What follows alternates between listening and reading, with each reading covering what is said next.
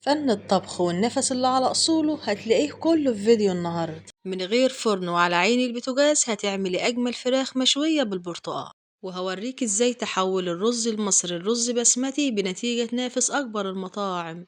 مفلفل جدا وكل رزاية لوحدها، والطعم أجمل من البسمتي 100 مرة. وانسي كل الطرق اللي اتعلمتيها للفراخ المشوية وجربي الطريقة دي، والأكلة دي ما تحلاش غير بسلطة الدقوس. ولو مش هتقدري تأكليهم في المطعم فأنا جبتلك المطعم بنفسه لحد البيت. يلا بينا نشوف فن الطبخ على أصوله من مطبخ ياسمين، ولايك وشير لو عجبكم الفيديو، أو تبعت في كومنت صغير فيه الصلاة على الحبيب صلى الله عليه وسلم. وصفة النهاردة سواء كنت هتستخدمي أوراق أو حتى صدوق، المتوفر عندك كله ينفع، وهتستوي معاك وهتكون زي الفل. والبطل الأساسي في وصفة النهاردة وهو البرتقال. هنحتاج لبرتقانة كاملة، وفي الأول هاخد بشرها. وفايدة بشر البرتقان هنا بيعلي نكهة البرتقان في قلب الفراخ، وغير كده كمان هيمنع ريحة أي زفار. بعد ما باخد القشرة الخارجية للبرتقان بقشرها، هتقشريها بقى بالطريقة اللي تناسب. بعد ما بقشرها أنا بستخدم البرتقانة كلها، وهفرمها مع باقي المكونات في الكب. لو ما عندكيش كبة تقدري تبشريها بالمبشرة بعد ما تقشريها، وممكن تقطعيها لقطع صغيرة بالسكين. هحتاج كمان ل3 قرون من الشطة الحمر، ولو ما عندكيش شطة حمرا تقدري تستبدليهم بالشطة الخضراء أو الفلفل الألوان. وحوالي 5 6 فصوص من التوم، يعني معلقة كبيرة من التوم المفروم. و2 بصلة حجمها وسط أو بصلة كبير، قطعتها لمكعبات صغيرة علشان تبقى سهلة وأنا بفرمها في الكب. ولو ما عندكيش كبة تقدري تقطعي كل الخضار ده بالسكين. ونزلت بكل كمية الخضار في نفس الصينية اللي هسوي فيها الفراخ. ضفت لهم حوالي 4 معالق كبار من الزيت، وعصير ليمونة كامل، وحوالي معلقة كبيرة ممسوحة من الملح، ومعلقة صغيرة من ال7 بهارات، ومعلقة صغيرة بابريكا، ومعلقة صغيرة من الفلفل والكمون، ومعلقة صغيرة من بهار الفراخ، ومعلقة كبيرة أو معلقتين صغيرين من الملح الصين. ولو مش متوفر عندك ملح صيني تقدري تستبدليه بمكعب مرق، ومعلقة صغيرة من الزعتر، ومعلقة صغيرة من صوص الباربيكيو. وبإيديا بقى وهديلهم دعكة معتبرة لما كل المكونات تندمج مع بعضها. وبكده التتبيلة بتاعتنا بقت جاهز، هركنها على جنب بقى ونشوف مع بعض الفراخ. والفراخ طبعا انا غسلاها ومحضراها من قبلها، بس قبل ما اغلفها بالتتبيله هعمل لها فتحات بالسكين علشان تتشرب في التتبيله اكتر وتستوي معايا بطريقه اسرع. وتقدري تعملي كل الخطوات دي من بدري، يعني تقدري تتبليها وتسيبيها لحد ميعاد التسويه. وهقولك بقى على طريقه تسويه منجزه جدا وهتنفع معاكي في شهر رمضان الكريم. وزي ما انتوا عارفين اي فراخ بنسويها في الفرن بتاخد مدة طويل، يعني ممكن تاخد من ساعة وربع لساعة ونص. والفراخ اللي هسويها معاكم النهاردة هسويها على عين البوتاجاز من غير ما احتاج ان اسويها في الفرن، وهتستوي بسرعة ونتيجتها زي الفل زي اللي شفتوها في اول الفيديو.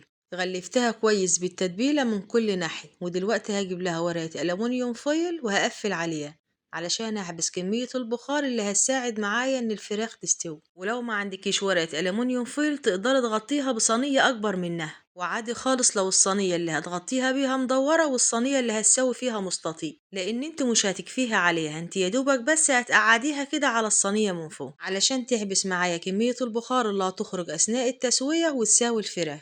في أول 10 دقايق درجة الحرارة بتكون عالية لما كمية الحرارة تتوزع كده في الصينية كلها. بعد كده بهدي النار وبخليها وسط. بعد مرور 30 دقيقة هتلاقي الخضار والفراخ نزل مية، والمية اللي خرجت دي بقى هي اللي هتسوي لي الفراخ. ربع ساعة كمان والفراخ بتكون استوت وبقت زي الكهرمان. بكشف عنها الغطا بقى، ومن وقت للتاني بدور الصينية علشان القاعدة وكمية السوائل منها تنشف من كل ناحية. ويا سلام بقى لو خدت بالمعلقة من السوائل دي ورشتيها على الفراخ من فوق، هتخليها تاخد لون الشوي، لأن كمية السوائل دي اللي بيبقى فيها الدسامة اللي نازلة من الفراخ كلها. لو عايزة بقى الخضار اللي في القاعدة ينشف تماما هتنشفيها في الأول بعدين تدخليها تحت الشواية. أما بقى لو حابة كمية خضار تحت الفراخ تبقى متبقية منها، يعني الولاد يحطوا منها على الرز، ما تسيبهاش لما تنشف خالص وتدخليها بقى تاخد لون تحت الشواية، يعني زي ما تحب تقدري تتحكمي في القاعدة نفسها. ودلوقتي بقى ما فاضلش غير انها تاخد لون، بس مش هفتح لها الشواية غير بعد ما بنتهي من تحضير الرز.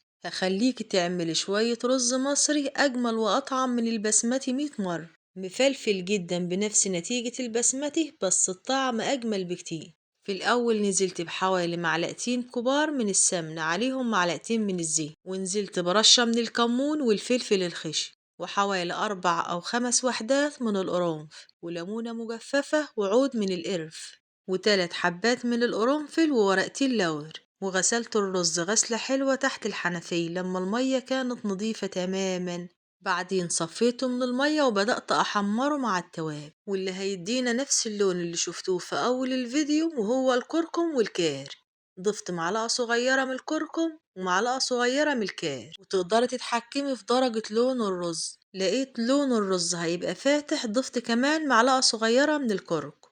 ومرحلة تحمير الرز مع التوابل هي اللي هتفرق معاكي في نتيجة الرز اللي هتحضريه، لأنها هي دي اللي هتمنع الرز إن ينزل نشا أثناء التسوية، وهتخليه مفلفل وبنفس نتيجة الرز البسمتي. وكل الخطوات اللي بعملها معاكوا دي بنفس مكونات الرز البسمتي، بس التكنيك والترتيب في الخطوات هي اللي مختلفة شوية علشان تفرق معاكي في النتيجة. بعد ما الرز أخد تشويحة معتبرة على النار وتحمر كويس، هنزل بكمية الخضار اللي حضرتها. معايا هنا بصلة حجمها وسط، وبشر جزراية صغيرة، وبقلب كويس على النار لما الخضار يبدأ يدبل ويطرى معاه، وهستمر في التقليب لما الخضار ينزل مية والرز هيتشربها. بعدها بقى ما بيكونش غير آخر حاجة هضيفها، وهي معلقتين كبار من الصلصة ومكعب مرق. هقول لكم بقى على فكرة حلوة بحضر بيها الشوربة، لأن الفراخ اللي بتسويها في الفرن لما بتيجي تعملي جنبها رز بتبقى محتاجة تسقيها بالشرب. أنا بقى بحوش الجوانح مع كل الحوايج الصغيرة اللي بتخص الفرخة غير الأوراق والصدور، وبخرجها بقى لما أحب أعمل رز مصري أو مكرونة جنب الفراخ المشوية. وبكده الرز بتاعنا اتبهر كويس وأخد من طعم التوابل وطعم الخضار. ضفتله بقى معلقتين كبار من الصلصة ومكعب مرق.